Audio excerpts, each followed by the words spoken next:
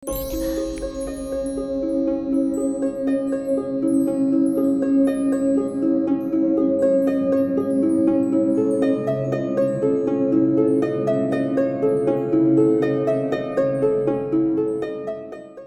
malam dan selamat datang Sobat Rumah Horor Indonesia. Kembali lagi seperti biasa, saya Denny, narator dari Rumah Horor Indonesia RHI, akan membacakan sebuah cerita horor buat kalian. Harapan saya adalah ini bisa menghibur kalian semua di malam hari ini. Dan hari ini saya akan mengambil kisah rahasia sebuah toilet. Begini cerita lengkapnya. Tetesan dari keran yang tidak tertutup rapat semakin menerorku, hingga tengah malam ini sukar sekali untuk tidur. Kulirik bulatan putih di dinding yang terhalang remang-remang malam. Duh, mana baru jam 11.45 lagi? Bisikku pelan. Entah sudah berapa kali aku membolak-balikan bantal usang yang hampir tidak tersentuh sabun selama aku pindah ke kosan Bu Alina. Maklum, aku adalah seorang siswi kelas 3 SMA yang merangkap menjadi pelayan di sebuah restoran siap saji.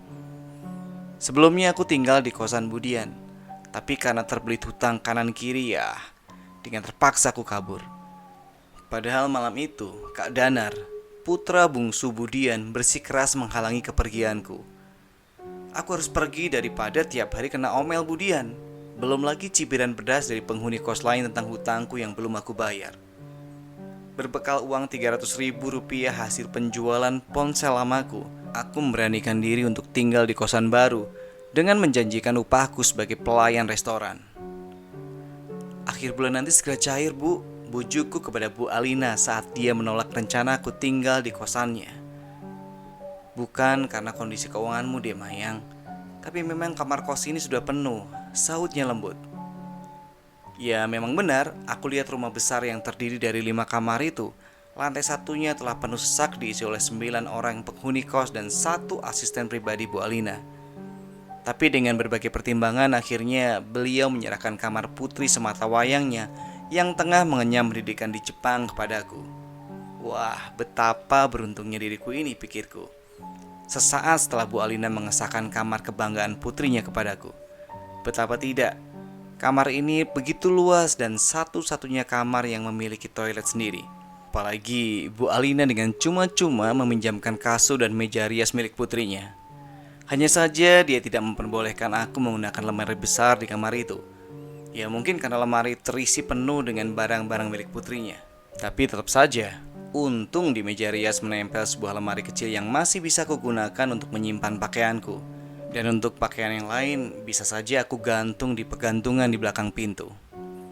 Kembali kulihat jam. Kali ini tepat pukul 12 malam dan aku masih terjaga. Tiba-tiba sekelebat angin kencang masuk ke rongga kamarku, menyisakan sosok putih yang melambai-lambai di kamarku. Aku terkejut. Sial, hampir aja aku membiarkan jendela kamarku terbuka semalaman. Gerutuku sambil menutup jendela dan membenarkan tirai putih yang tersapu angin. Aku kembali merebahkan tubuh mungilku di kasur nan besar dan empuk ini. Pelan tapi pasti mata ini mulai tertutup. Tiba-tiba ada suara guyuran air yang mengagetkanku. Jam segini? Siapa yang mandi sih? Ganggu orang aja. Gerutuku kesal. Otakku mulai berpikir waras. Tapi kok asal suaranya dari... Entah mengapa bibirku benar-benar tertahan. Kulirik pintu toilet. Dan benar saja, dari lubang kunci pintu toilet, sesosok wanita berambut panjang tengah tertunduk kaku di bawah cipratan air shower. Apa mungkin dia putrinya Bu Alina? Pikirku membuyarkan rasa takutku sendiri. Tanpa berpikir panjang lagi, aku segera beranjak pergi. Namun baru beberapa langkah menuju tempat tidur, suara tangisan memaksaku untuk kembali. Kenapa, Mbak? Mbak nggak kenapa-kenapa kan? Tanyaku sedikit gugup. Dia tak kunjung menjawab pertanyaanku, malah tangisannya semakin menjadi. Dia menangis sambil minta tolong. Tolong aku. Tolong aku. Suara tangisan itu menggema mendominasi kamarku. Aku benar-benar panik. Sekuat tenaga ku coba menutup pintu berbahan plastik itu, dan hasilnya nihil. Tangisannya pelan-pelan meredup. Kulihat kembali dari lubang kunci, dan betapa kagetnya aku saat kulihat tubuh wanita misterius itu kini tak utuh lagi. Berdiri lesu, sesosok tubuh tanpa kepala. Lehernya dipenuhi daging yang berantakan, dan cipratan darah segar menodai dinding-dinding toilet. Tubuhku benar-benar terasa bergetar dan tak bisa mengatakan apa-apa.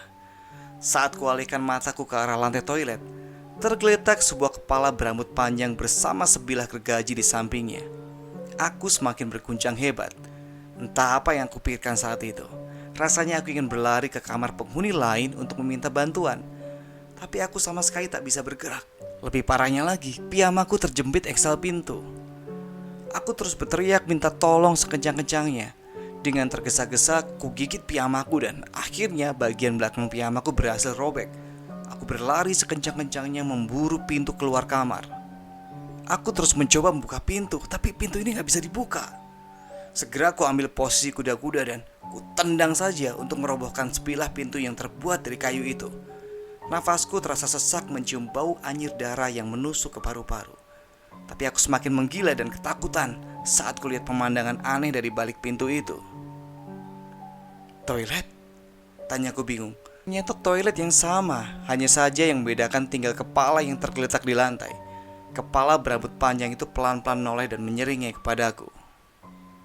Tak lama kemudian, seseorang membuka pintu kamarku. Dia menyeringai hangat dan mendekatiku. "Kamu demam ya, Mai?" Saut Ibu Alina sambil menempelkan tangannya di keningku. Aku masih kebingungan. Apa yang ku alami tadi, itu nyata atau hanya mimpi? Ya gitu tadi cerita kita buat malam hari ini. Semoga bisa menghibur kalian. Sampai ketemu lagi di cerita berikutnya. Selamat malam, selamat beristirahat.